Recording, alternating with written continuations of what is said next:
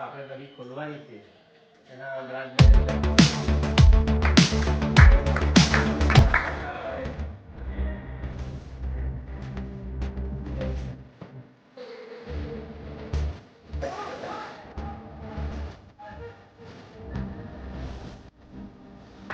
કારણ કે આવો સરકાર મિત્રો અભિમાન નથી કરતો.